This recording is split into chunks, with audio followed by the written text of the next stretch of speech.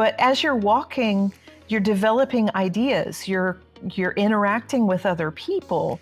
It's inherently a social act. And so as you're doing that, you're building relationships. You meet the people who are out walking their dogs. You connect with people in ways that you can't if all you're doing is driving. And when you're driving, it's all that time all day long that you're chewing up. If you're spending 90 minutes a day in a car, that's 90 minutes you can't impact and you can't relate to anybody else. Right. Yeah. This is insanity. Hey everyone, welcome to the Active Towns channel. My name is John Simmerman, and that is Patricia Tice from the Orlando area. She is a transportation engineer that went back, got her Ph.D, and really focused in on the psychology of our transportation systems and how to make them safer for everyone, all ages and abilities. It is a long one, so let's get right to it with Patricia.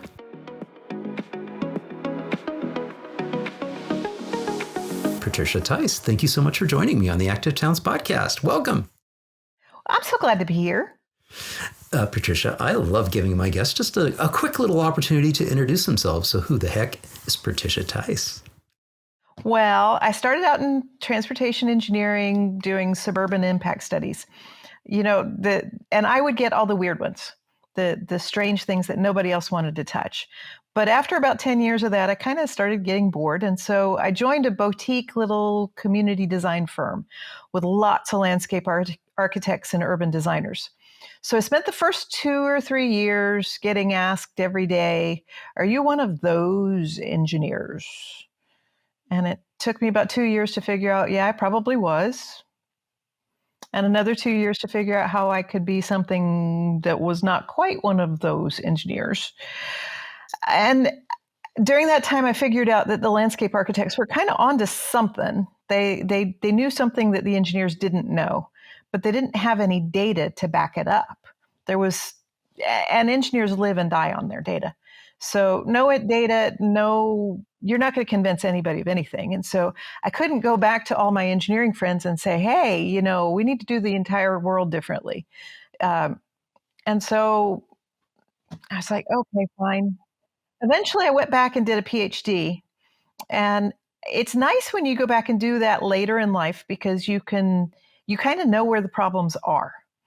You don't have to rely on your advisor or someone else to tell you where the problems are. You've lived them. And so I went to FDOT and said, hey, wouldn't you like to be able to design a roadway where everybody did what you wanted them to do without having to tell them to do it? Oh yeah. In other words, it's like that would be awesome. It built into the design. Yeah. No. How do I design a road where people go 35? And wow, yeah. And they're like, oh yeah, that'd be great. Here, have money. It's weird going to graduate school when you bring your own research, but that was loads of fun. Got my own graduate students. The whole works. And it gave me a chance to finally follow up on what had been a lifetime hobby in neuropsych. And I absolutely have loved studying psychology since high school. And I went to, one of my committee members was actually in the human factors department, Peter Hancock, just an absolute legend in human factors. And I asked him at the beginning, I said, look, most of what I want to research is in psychology. Should I do psychology or engineering? And he's like, well, if you do engineering, we'll let you do psychology. Right. If you do psychology, they may not let you do engineering. That's a fascinating observation. Yeah, I get that. Besides, I already had a master's, so that gave me a 2-year head start. And I took a lot of the human factors classes that the psychologists have to take, all of them, but most of the ones I didn't take were like research methods, which I was doing anyway. Now you mentioned DOT. So you're obviously in Florida.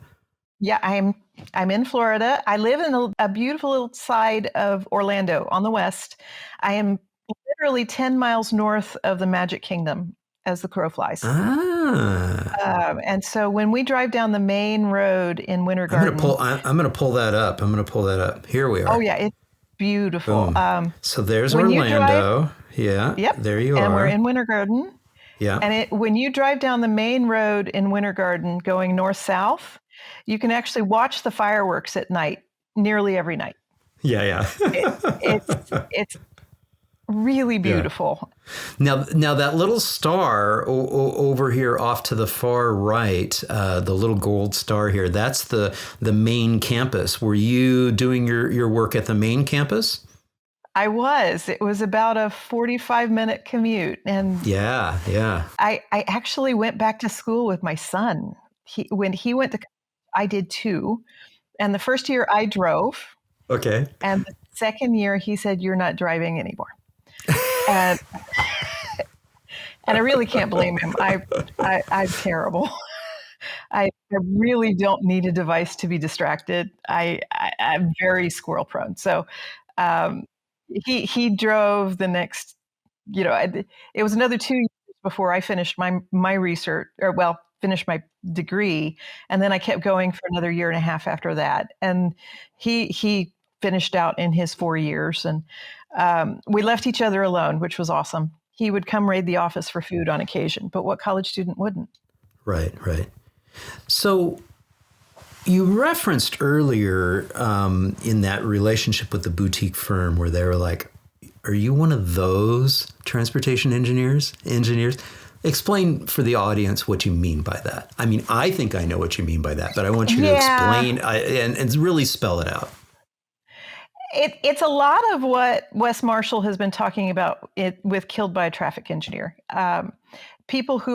Engineers who are really focused in on the driving environment, engineers who are really thinking in terms of what it takes to get cars from here to there, not necessarily what it takes to get the system to work together well.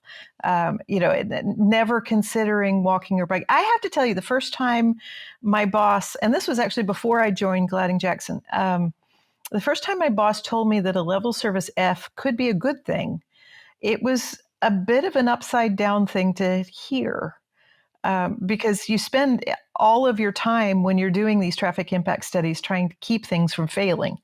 Right.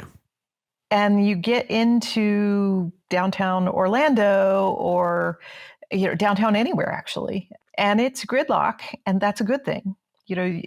There are times of the day that things are going to be bumper to bumper. That technically is a failure, but not really. It's a different environment. You want all of that activity, and it's an easy thing for a regular traffic engineer to miss. That we're trying. Our job is not necessarily to get all of the cars to go where they're supposed to go. Our job is to get people where they need to be, and and it's such a subtle twist. It's really, really hard to pin that down in your head and figure out why that is. Now, I I'm grateful for all the stuff that Wes has done. I'm grateful for all the stuff that Chuck Mayron has done, another one that you've had on your podcast recently. In a lot of ways, they make my work much easier because they've had to kind of take a couple of bullets that I probably won't have to take. Well, and plus, Wes literally has a chapter that talks about how in approaching the design of streets, we need to be leaning into other fields, and Chuck says the same thing, such as psychology and social and landscape stuff. architecture Yes. anthropology and sociology and all of those fields. All of them are really important, but at the same time, a lot of what I'm trying to do is to go back to the engineers and say, "Hey, what you've been doing isn't necessarily wrong. It's just not complete." And it's very easy for folks like Wes, who's a professor, and his job is really to push back on the industry. And Chuck, who is a former practicing engineer and very much an advocate, and his job is to push back on the industry. And it makes it easier for me to go back to them and say, I get it. You guys are getting beat up. Um, and and you're only doing what we told you to do. That is what it is. I can't undo the last century of vehicle dominance, but it's time to add to our repertoire. We can't. We can't do this all in one direction. And that really, from a political standpoint, it's something that's giving me a little bit of heartburn over the last few weeks. And maybe we'll get into that a little later. I've gotten into a couple of debates in the last few days about road diets. And the value of road diets. And you saw in my blog post, I think it was not last week, but the week before, one of the things that I love to say is that when you treat your pavement like gold, you get heavenly places. And that is really critical because every inch of pavement that you do genuinely need. And if you shortchange the pavement that you have for if you're trying to do something without enough roadway, that's going to cause problems that you don't want to have. But if instead you give too much room, drivers are going to take every inch you give them and they're going to run with it, literally. They're going to go as fast as they possibly can. And so you want every inch you need, but you don't want a single inch more than that. Yeah, and I'm glad you brought that up because I wanted to bring this particular post up. And by the way, folks, we are actually at the your page. So this is your blog. This is your blog. This is you what should have a better picture at the beginning. Yeah. There you go. Well, this is a really good picture that's down here because, we see in a 3-frame approach here, the first picture on the left, and we'll try to describe this for the listening only audience as well, trying to be conscious of that. So explain to us the photo to the left, the photo to the right, and then we'll get to the diagram and the illustration that comes up in the end. Yeah, the one on the left is the road as it was before, and it's a 4-lane section. So there's, a double yellow line down the middle, and then just 2 travel lanes with on-street parking on both sides. So it looks kind of wide. The buildings are actually facing the street, so it is genuinely trying to be a street, and we'll talk about that in a minute. But it's got a lot of room. It's got a lot of space to move in, and the lanes are kind of wide. So what they did, and this is actually Edgewater Drive. This was one of the first road diets that was done really in the country. And what they did was they took that 4 lanes and they converted it to 3. So if you have to do a turn, if you need to turn into a business, you need to make a left, there's room for you to get out of the way of the people around you. So you can still go without anything in the way. Everybody moves to the center, right? But you're giving more space for bicycles. They added in a really nice bike lane. You've got more space for the on-street parking. Everything seems to work just a little bit better because you don't have those conflicts in the 2 lanes on each side. You're not having to worry about people weaving in and out or people trying to jump around somebody who's trying to do a left. It works so much better. Now, there are breakpoints for this. If you've got more than 20,000 vehicles a day, you can't do this. It just won't work. You'll end up overloading the 1 lane you have left, and it just doesn't work well enough to make it worth your while. But if you've got less than 20,000 a day, and most of the time you do, when you've got good street network, there's no good reason why you should have over 20. If you've got less than 20, there's no good reason not to reallocate that space. It actually operates better as 3 than it did as 4, and you have fewer crashes. You kill less people, which, I don't know about you, but I think that's a win. Yeah, and to be clear, and for folks who aren't, familiar with Wes's book, and some people, especially in the industry, were shocked by the title of the book, Killed by a Traffic Engineer. It almost seems salacious. It was necessary. It was necessary, and he writes. And he writes it from the standpoint of he is a traffic engineer. He is an engineer. He's a professor of traffic engineering. He writes it in the I and we tone throughout that. But to his point, and I think to your point too, is that those were the challenges that we were putting forth to our engineers was to solve a specific type of problem. And that problem was really pushing as many motor vehicles through as possible. It was all about, level of service, which is, a technical term that is in traffic engineering for the flow. And you mentioned it earlier. How well does it flow?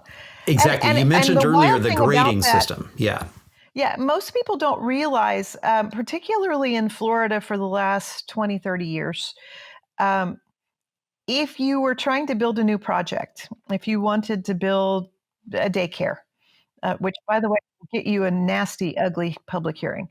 But if you're trying to build it, it's amazing how much traffic people think daycares make, and they just don't. At any rate, if you're trying to come and build a daycare or a school or a subdivision or something like that, you literally have to hire a traffic engineer who looks at all of the roadways around your project and adds the traffic that you're going to make to all of those other roads, and then evaluates whether or not they're still going to function or not.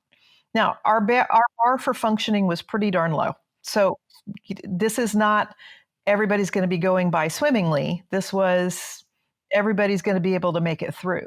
And so a lot of times we get complaints in hearings, our traffic is terrible.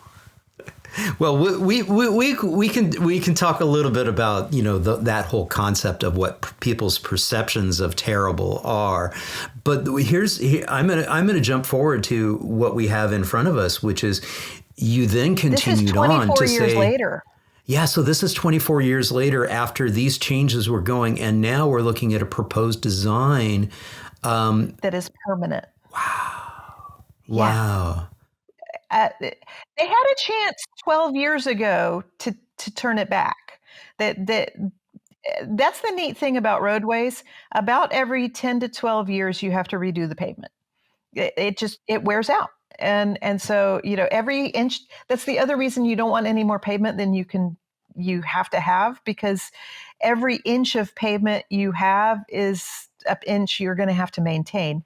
And that means every 10 years, you're going to have to fix it. So they got to the 10-year mark and they went back to the community and said, hey, we're going to restripe it all. Do you want it back the way it was before, or you want to keep this? And it was not unanimous, but it was pretty close to unanimous, saying, oh my goodness, this is still so much better than it was before. It works great. Everybody's happy. Everybody's making lots of money. I mean, the walking, what people forget about walking and biking is that these are people who literally walk into the door of your store and buy things.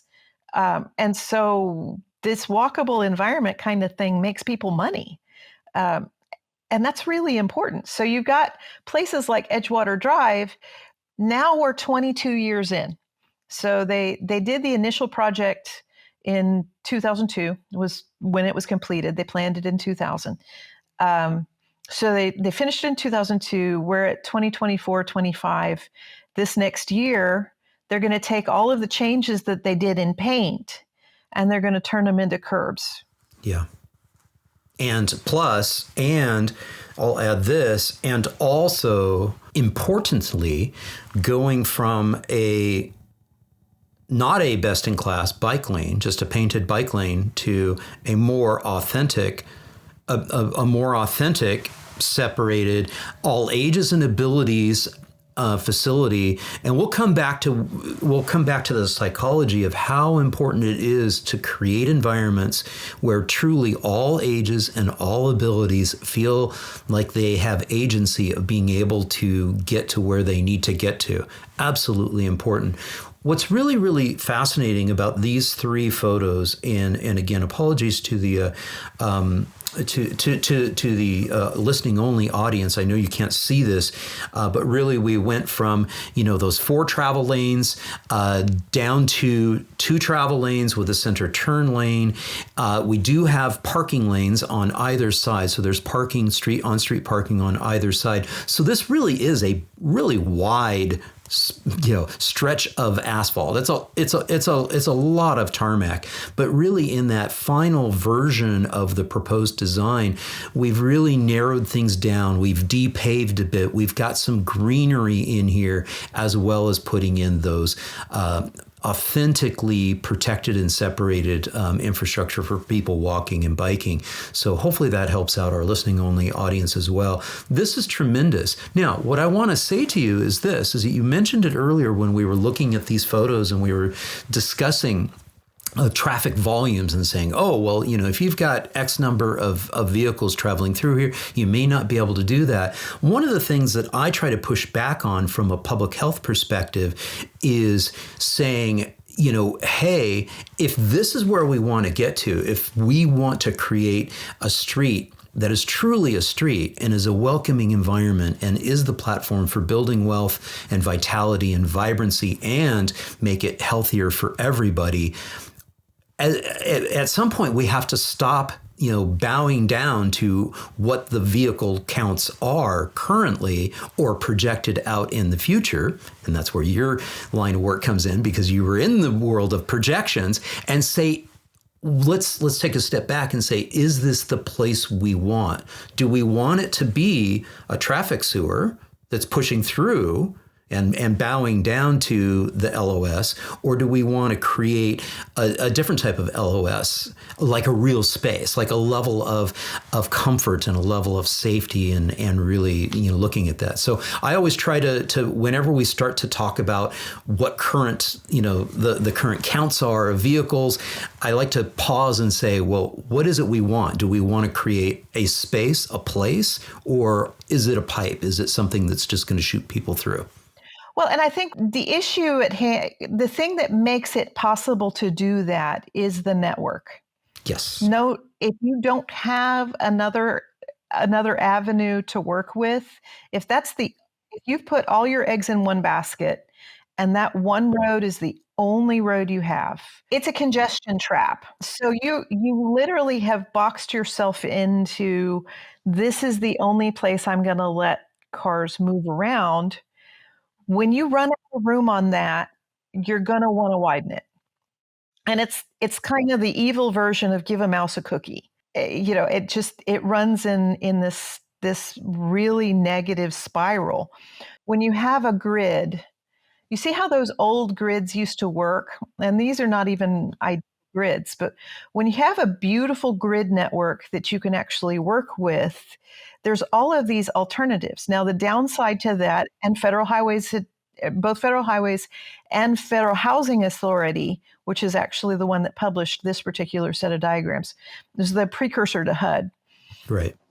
When they were trying to tell communities how to design their subdivisions, they were encouraging them, starting in the late 30s into the 50s, encouraging them to avoid cut-through traffic, because cut-through traffic was becoming something of a problem. And you can have capacity issues on a major roadway that spill over into the neighborhood, and then the neighborhood does actually have a problem. But that really only happens when you're mistaking a regional facility for your downtown. Now you have to. There's which when you think of it, Patricia, you just said that treating like your downtown like a regional facility. So many of our main streets got converted over into stroads like this. Well, and there was a reason. I mean, you remember the movie Cars? Mm-hmm. Okay, and the bypass that killed the town. Sure. That happened everywhere. This is a 4-lane section with on-street parking.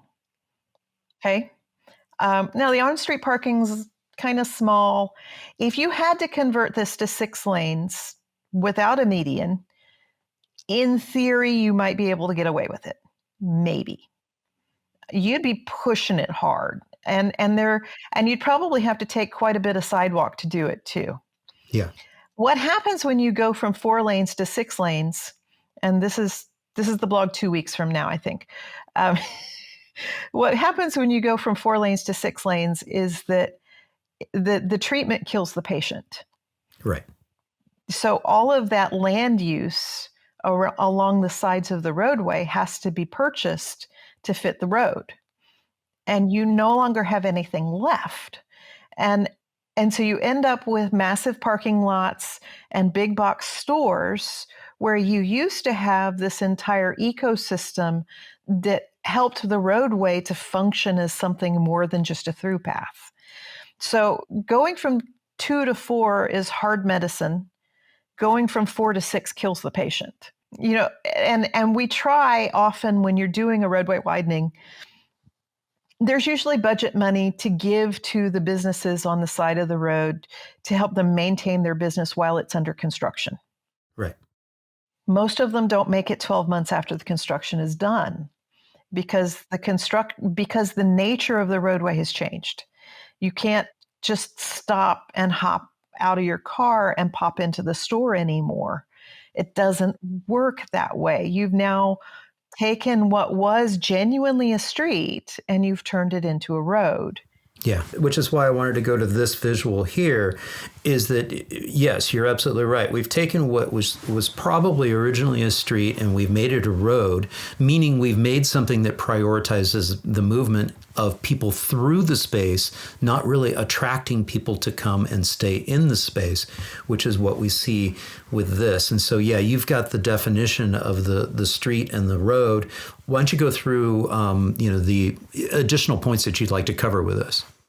The idea of a street is, it comes back to what we discovered in the research. I was trying to figure out how we would build a road that everyone would behave on. And what I realized very early on, or early enough, not early enough to start the project with it, but early enough, was that it had absolutely nothing to do with what we were building. It had everything to do with whether or not there were people in the space. And the thing is, once you learn to drive, nearly all of what you're doing is automatic. This is a picture of my son, who is a far better driver than me now, but it's a picture of him trying to learn to drive. And I don't know if you remember emotionally what that felt like.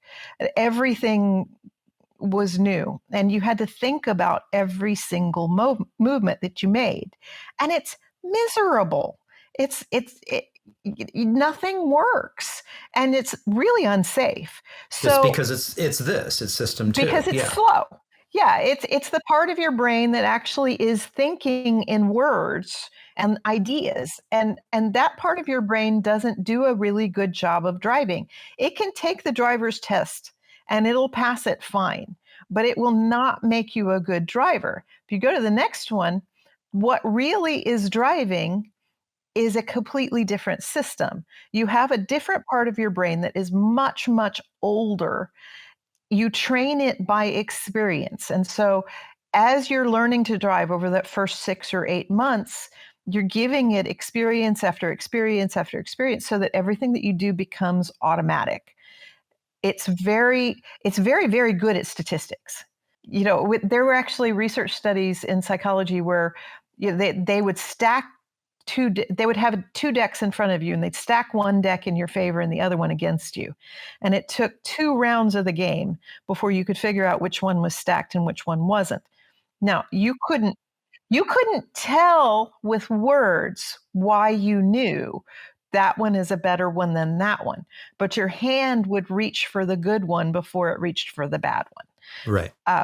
And that's what we're doing when we're driving. As you're driving, you're figuring it out, and everything becomes super automatic. But when you're in a space like this, there's a very subtle change. Now, see, that system 1 is there for your survival. It's trying to get you fed, and it's trying to keep you alive, Right. or not decked, But it's also maintaining your social position in your group. And in many ways, that often is more important to that part of your brain than your own physical safety. Your position socially is so critical to you. It actually gets managed by those automatic systems. And so you get into an environment like this where you're doing everything face to face and eye to eye, and all of a sudden you don't want to look like a jerk. The interesting thing about that is that when you're down at a speed that you can interact with other people, you have an entirely different set of neurological structures that are made to do just that. And when you get people down into that speed range, and that speed range is a lot slower than we ever dreamed. Exactly. It breaks it. I my guess is, I know it's between 20 and 25. I'm absolutely confident of that. My guess is it's around 23. So somewhere around 23 miles an hour, it you break from face to face, which is something that is millennia old. I mean, we've been doing this for the entire span of humanity. It's something that you start training in from infancy, from the very first time your mom picks you up and holds you, and right after you're born, you're trained to do eye to eye, face to face. There are entire structures in your brain that do nothing but that. And the wild thing about that is that every time you decode a face, every time you see another person's face, you get a dopamine hit. Right. You're actually getting rewarded for doing that. It's subtle. It's not something that you would notice, but it is. And if it's somebody you know and you enjoy, you get an oxytocin hit on top of that. So, double whammy. But that's what I mean about those automatic systems beginning to come into play. When you get into these really tight environments where you're at the range that you can actually interact with other people eye to eye, it's no longer stressful because you're trying to manage where the vehicle is, because you're not worrying about the conflict with the vehicle in front of you. You're worrying about the conflict with another person. And that is that's the difference between a street and a road. In a street, the conflicts are all negotiated eye to eye. In a roadway, you've got a big machine that you're running, and it's working with you're looking at other big machines because they're big, and you're going fast enough that you're not focusing close to yourself, you're focusing a long way away. Exactly. And it's two completely different driving styles. What you're focusing on is completely different. And so the way that you respond to everyone around you, and we know the limitations of that because we know how far you can see another person. So once you've learned how to drive and you're now pulling in all of those automatic responses, you only see people's faces about 90 feet into the distance. And you can't tell the difference between a face and a clock at 16 degrees. You can see them move, but you can't really tell that that's a face once you get out beyond about 16 degrees. So you're looking at a very narrow cone in front of you. Now, by the way, you see that striped sock over there? If you're wearing striped socks as a cyclist, there are actually studies that show you can actually see that almost 1,000 feet in the distance because they're moving up and down, and it's a really bright contrast. But that is the absolute limit. You can read body language. You can read very extreme body language out to about 300 feet. You read regular body language maybe at 135, 150 feet or so. I think my suspicion is, and I have not been able to prove this yet, but I'm working on it. My suspicion is that 300 feet is the boundary for feeling comfortable in a social environment. We know that in a shopping mall, if you put the anchors more than 600 feet apart, the anchor on the end falls off. The businesses in between die. You don't want to use you'll get in your car and drive to it. You won't walk it. Right.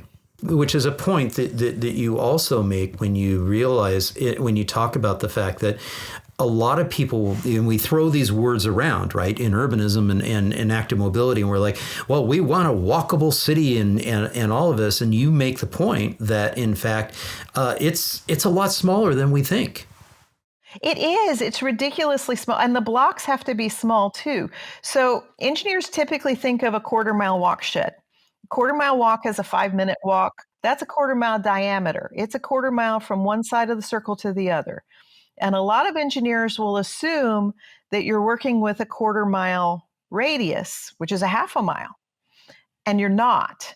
Every urban cluster that I've seen around the world fits pretty much in that scale. You can see it's basically maybe 4.5 blocks long. When the blocks get beyond about 600 feet long, for some reason, the walkability drops off completely. That's one of the reasons why Miami and LA really struggle. They have these beautiful grid networks, and you would think that that would be very, very walkable, but the blocks are just this much too long. I mean, in Miami, they run usually about 750. In LA, you're looking at 680, 750, as much as 900 in spots. But because the blocks are that long, the drivers don't get enough interruptions. They're not seeing something new often enough. The people who are walking feel like they're out in the middle of nowhere, and they don't feel safe, because they can't wave at somebody and say, "Hey, I'm in trouble," and expect them to see it. And I think that's what drives that 600 feet. You can only see about 300 feet. So if you're standing dead in the middle of the block, you can still see what's happening at both ends. Right, right. Once it gets past about 600, you can't really see the end of the block anymore when you're in the middle. And it gets scary and overwhelming. And so cities like Winter Garden, when you look at the downtown core, it's almost exactly a quarter mile from end to end. Even Walmart knows this. It is literally 1/8 of a mile from the milk carton to the back of where they think you're going to park. And if you look at the edge of this picture, you can see there's this line of these little islands that follows that 1/8 of a mile circle. You can tell they're having their employees park outside of that because they know their customers won't. Right. Yeah. And the city has required a minimum amount of parking that they'll never use, but they know that they're only going to use out to where those little medians out there are. And anything beyond that, we'll give it to you if you have to. Barcelona, we love Barcelona. Barcelona has completely revolutionized the way we think of cities, but the size is perfect. Right. Look at that. It's the exact same size as all the others. Portland is the next one. Portland, the blocks are so small, you can actually get 4 blocks in. It's a 4x4 instead of a 3x3. And now Portland is the ideal selfishness. The reason why Portland's blocks are so small is because the folks who developed Portland figured out that corner lots were more valuable than center lots. Right. Yeah. And so they wanted all corner lots because it would make the city more valuable. And it has, but not because it's all corner lots. It has because the blocks are so short, it makes it a breeze to walk through it. It's just so easy. Everything is just right there. Everything feels like a room. It doesn't feel like a road. I mean, it doesn't feel like a highway. It feels like you're in this very enclosed space that feels very comfortable. The other neat thing about Portland is that, remember, when you go back to the picture where I was showing you how far you can see, the one right after that. If you were to take that 90 feet and the 20 degrees and you put that down on a plan view, look at it from above, it turns out that those two together create a 60-foot wide corridor. And everything we do as a driver pretty much happens within that 60 feet. Even if you're driving in an area that's much, much bigger than that, the area you're watching is that 30 feet on either side of you. You're not going to pay attention to much outside of that. Now, the wild thing is, this popped up everywhere. I mean, it felt like you'd call it a bad penny, but it was a good penny.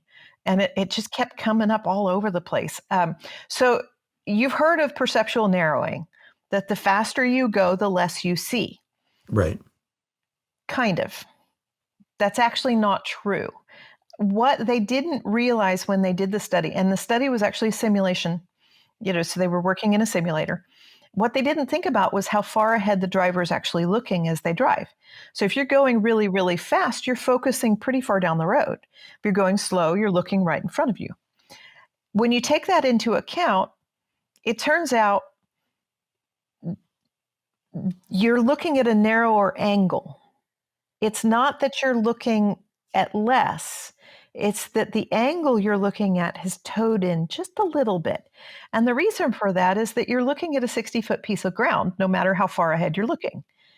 You're still looking at the same 60-foot piece of ground. But if that 60-foot piece of ground is 300 feet in front of you instead of 50 feet in front of you, the angle is going to be a lot narrower than it is when it's right up close to you. City streets worldwide before the car, the main arterials all over the world. If the main arterial was not going to be used for a parade, and parades are an exception, as long as you didn't have some egotistical tyrant who wants to hold a parade every other week, just is what it is. They want to show off. I kind of would too if I had an army. But if you're not dealing with parade grounds, without exception, throughout the world, the main roadways are somewhere between 60 and 90 feet from building face to building face, all over the world. And, you look at Paris. Paris is all 60s. When it goes beyond 60s, they'll put a boulevard in the middle and they'll put a park down the middle of it. And they're beautiful. They're stunning. But that becomes a problem when you have a place like, you look at that very first picture where I'm looking out from the gazebo, right? And the distance between the buildings is actually 110 feet. Mm-hmm. So it's too wide, and too wide by quite a bit, actually. It's almost uncomfortably too wide. And if you didn't do something in the center to sort of break it up into two different spaces, it would feel like a highway. They wanted to turn this in, FDOT wanted to turn this into a 5-lane highway. Right.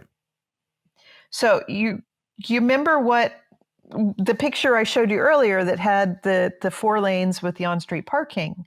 That's what FDOT wanted for that roadway.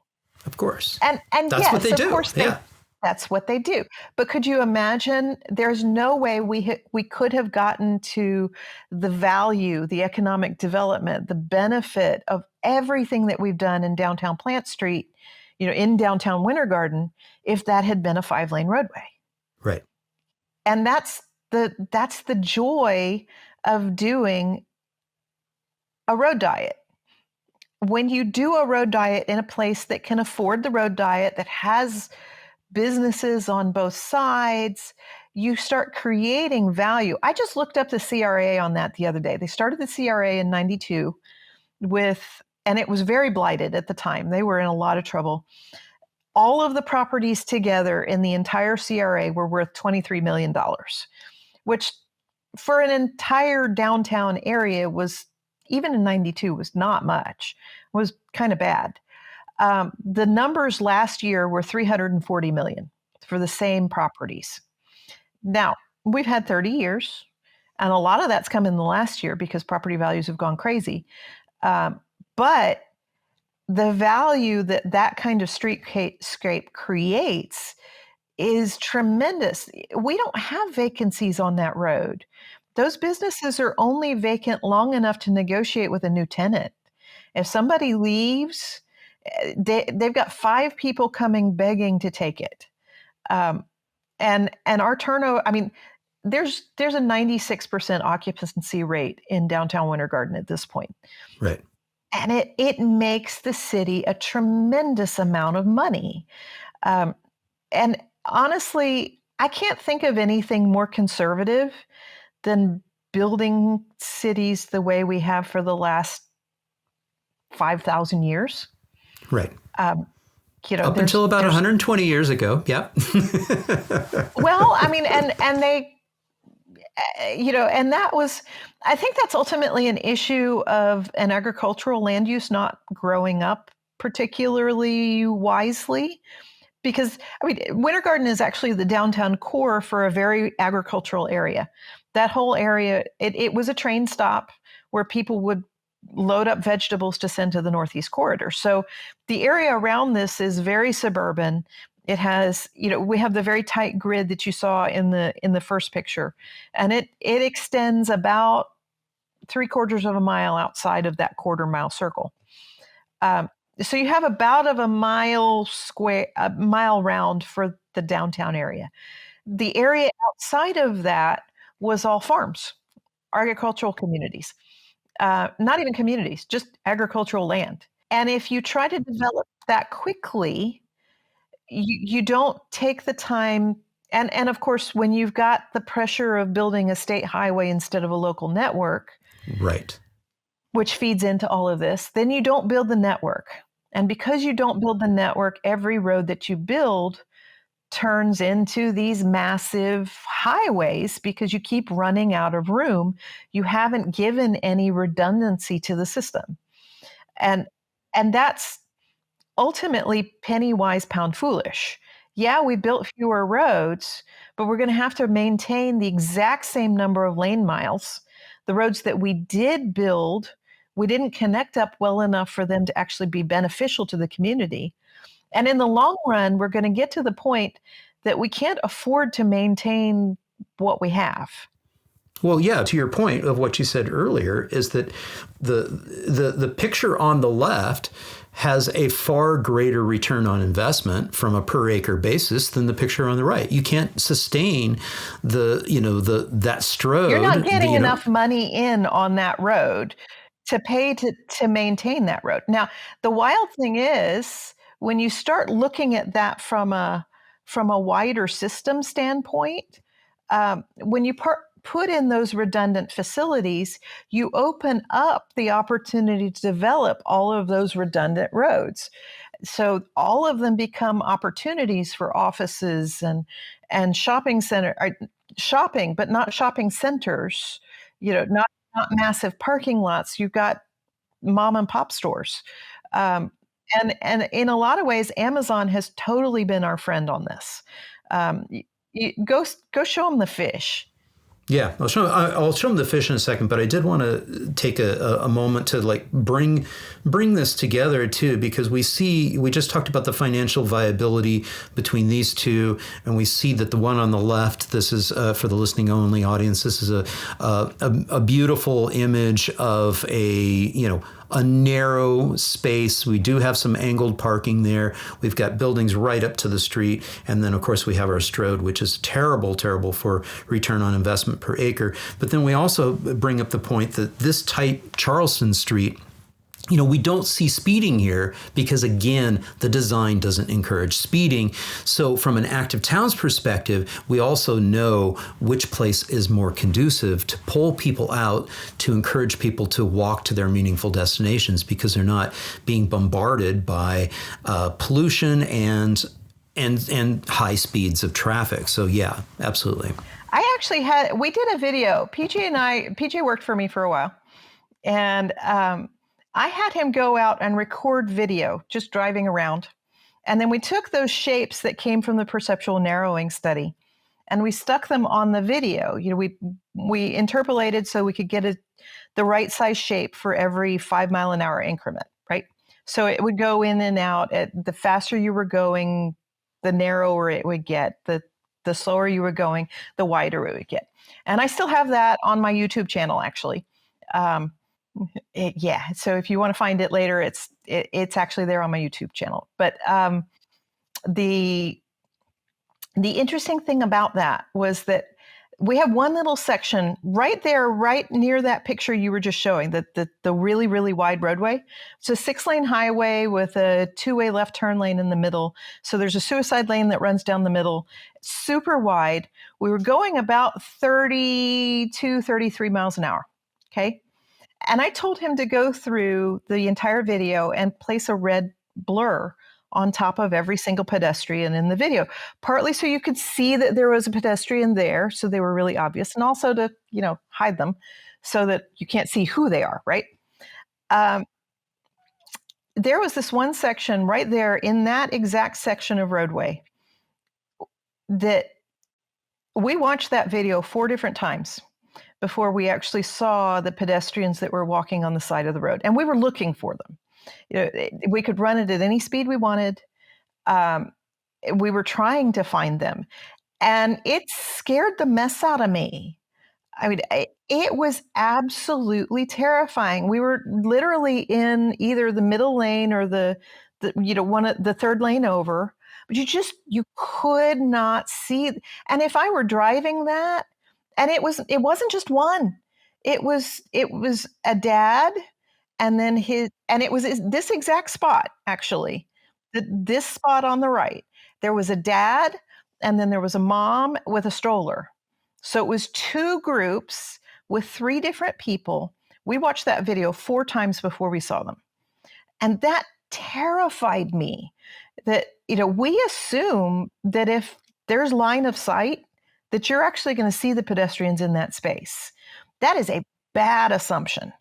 And so I made them go back through in my data stream. We were looking at natural driving. So we had people that were, it was a really cool data set. They basically took about 3,300 cars and they put 100 instruments on each car and let people drive them for a year. So huge amounts of data. We pulled a very small amount of it. But in that data stream, my assumption was if there was a vulnerable user there, a pedestrian, a cyclist, something like that the driver would actually see them.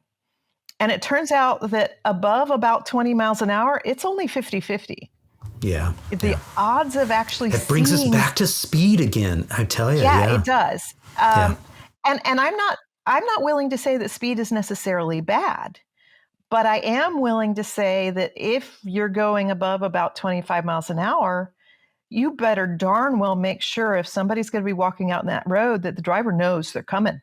Yeah. Because if the driver doesn't know they're coming, he will not see them ever.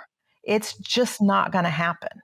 And it's terrifying to me in many ways that that's true because I grant you, I am not a good driver. But I probably see them more than most because I'm always looking around. Most drivers are looking at the car in front of them. And that's what they saw in the perceptual narrowing study. You were really focused in on the vehicle that's right in front of you. You're not really focused in on what's going on outside of that window. You don't see it. And so places like we have another roadway in Orlando it was the red light district. It's improving, but it's still pretty rough. And we were running 2 fatalities a year, pedestrian bike fatalities a year, and 5 serious for ever. It was a solid 5-year time period before they did this last project. And it was the kind of thing where you're just like, oh, I don't care what it takes. We got to get this to stop. We will throw the kitchen sink at it. And they did. It was a $9 million project. They basically have a pedestrian hybrid beacon, which is a big old fat signal for a crosswalk, about every 600 feet along the entire corridor. You drive down the corridor and it looks like it's lit up like a Christmas tree.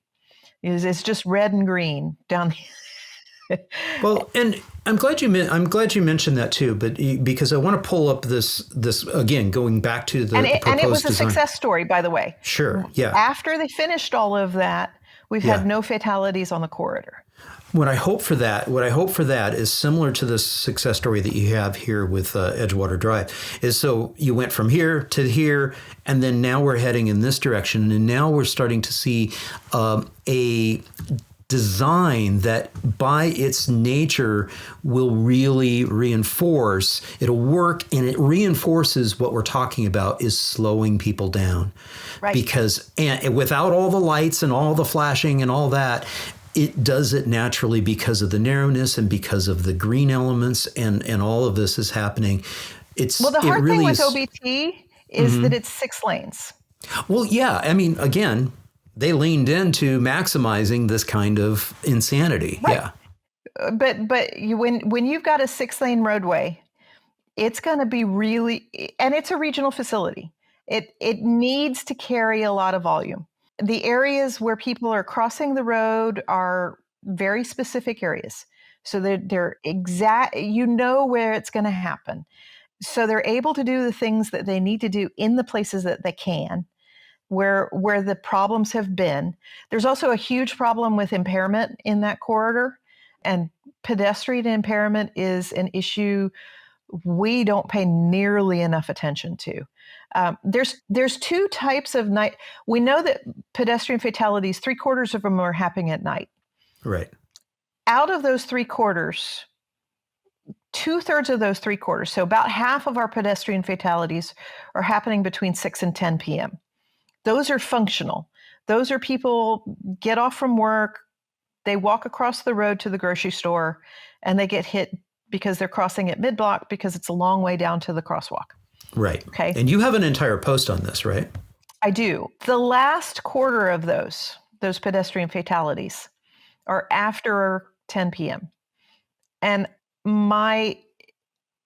based on what I've seen in some of the data that I've seen in some very specific local areas that have issues with a lot of impairment happening after that, it could be as much as 90% of those are impaired, where either the driver or the pedestrian was impaired. And when you're looking at numbers that are that high after 11 p.m., or after 10 p.m., excuse me, you're going to have to do something really intensive to make that work, because they're going to do stupid things. If we're ever going to get to vision zero, that's one we're going to have to get to.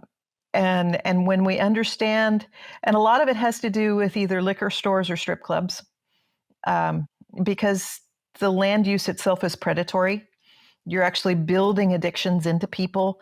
And so they start making choices. They lose their car, but they still want to get to the liquor store or the strip club. And so they'll buy a trailer right down the street from the strip club so that they can walk there.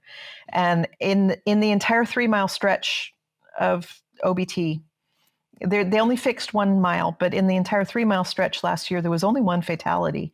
And the one fatality was running between one strip club to the other. Interesting. Yeah. Now, earlier you channeled Amazon and Walmart. So I want to get it. We're running out of time here. So let's get to that. So. Okay, so back in the 90s, we had deregulation. There were all of these antitrust regulations that kept the small mom and pop grocery stores going. Deregulation happened, and Walmart and Target ate them all up, and they were gone. You know, the downtowns died because there were none of those mom and pop local hardware stores, grocery stores, those kind of things. The thing is that Amazon is a much bigger fish than Walmart or Target, and it's chewing on their tail. And because of that, the interesting thing about big fish is that big fish and little fish tend to be symbiotic. The big fish can't eat the little fish and get a decent meal. And so they're perfectly happy to help them out. And so, you know, you've got small local businesses, they create a product of their own, they can sell it on Amazon. Amazon, on the other hand, is eating Walmart and Target's lunch, and it's getting worse by the year. And so the competition for those local businesses is is loosening some. And so you go to the next thing. There are 3 things that Amazon can't do. They can't get you something in the next 5 minutes. So if you need diapers or sugar, you're out of luck. They're not going to pick your tomatoes out for you the way that you want. I mean, tomatoes are very specific. And they can't build a relationship with you. Right. And because they can't build a relationship with you, the grocery stores, even the chains, have figured out that if they can shrink their footprint and distribute throughout the landscape, they can. Right. And so they can compete with Amazon on a relational basis. But that means that the spacing between all of those grocery stores used to be 4 or 5 miles on center. So it'd be 3 or 4 miles to get to a grocery store. Today, they're looking at 1.5 miles, if that. So you're never really more than about 3/4 of a mile from a grocery store. And at that point, you build the pedestrian facilities, you build something that's safe enough for a 7-year-old to use, and everybody wants to use them because The grocery store is right down the road. I mean, and it drives me crazy and I am probably one of the most conservative people you will ever talk to. Yet planners are ridiculously liberal in general, and I'm an engineer, so we lean right. It drives me crazy to hear my people complain about kids being stuck playing video games, and the dangers of online social media and gaming and all of those things when you have nowhere for them to go. Right. You can't tell a kid go play in traffic, because they go play in traffic, they'll die. When we were kids, our parents would literally tell us, go play in traffic, because we could. You go play basketball in the street, it was no big deal. Right.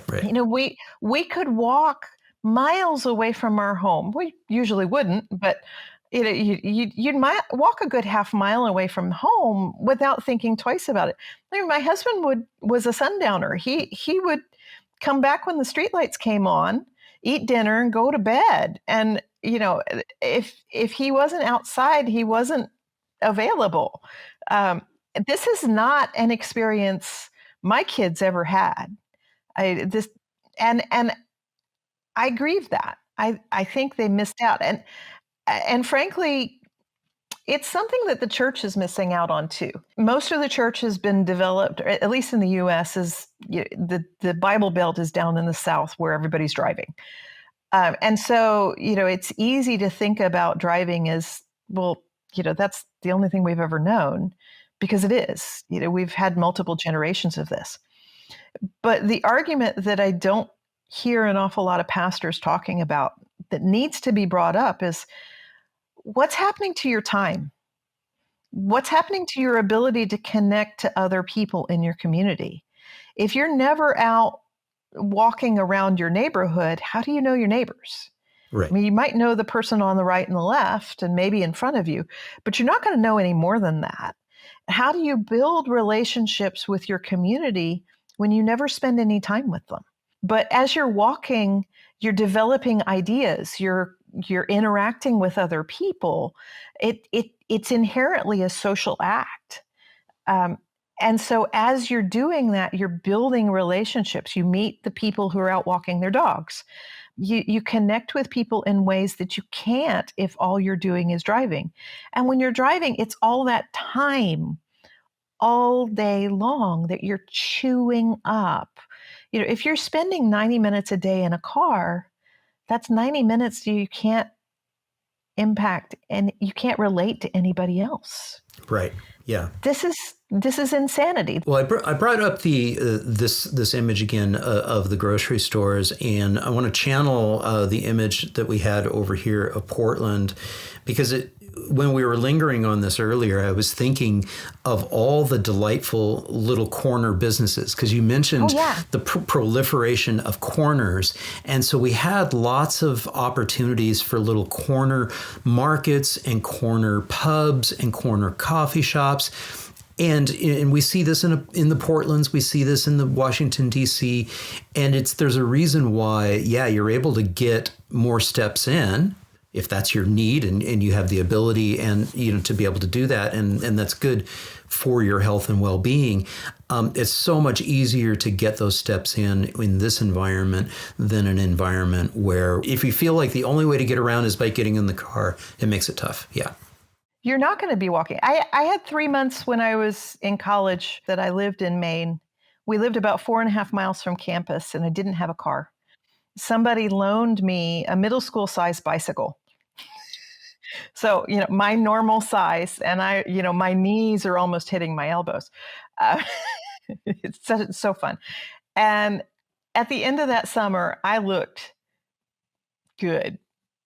I looked amazing. I got back to Gainesville, which is actually a fairly bikeable city, all things considered. But I was in a section of town that I couldn't bike to campus. And it didn't matter how much exercise I went to the gym to try to get, I couldn't maintain it because it wasn't a part of my daily routine. It wasn't an hours long of cycling every day, which, if you're biking half an hour in and half an hour out, you've got a full hour of, And you just get it, you get it air in. pumping Yeah, in your lungs. exactly. Yeah. And you're forcing the air into your lungs as you're going forward at that speed. And it makes your body feel so much better. I don't have a blog post about the new book. And I have not gotten the book out yet, but I have a 22-year-old with Down syndrome. And so she and I have now written a book together to help families. That's Katie. She's awesome. And we haven't gotten it out on Amazon yet. I've been a little bit skittish, but it will be out there any day. And it is specifically written to help families who have people with, have cognitive disabilities, autism, Down syndrome, to help them think through all of the different things that go into taking an independent trip. The other thing it would be really helpful for is a young middle schooler. It's the exact same kinds of things that you would want to talk with your sixth grader about, or your third grader about. What does it look like to take money with you? Who do you talk to? Who don't you talk to? What does it look like to walk around that environment safely? And going through all of those judgment things that you don't normally think about as an adult because you've already grown through that stage. Yeah, good stuff. Well, this has been so much fun. We obviously could continue talking forever and ever and ever, but we do need to wrap this up. And folks, I do want to encourage you all to check out Patricia's work. Profoundinsights.substack.com is the blog. You can find Patricia out on LinkedIn as well. You're very busy and engaged out on LinkedIn. So good stuff. Yes, you are producing such thoughtful pieces every week or every other week. And I really do appreciate you contributing to this narrative. Patricia Tice, this has been such an honor and pleasure having you on the channel. Thank you so much. You were a treat, and this was an absolute blast. Thank you.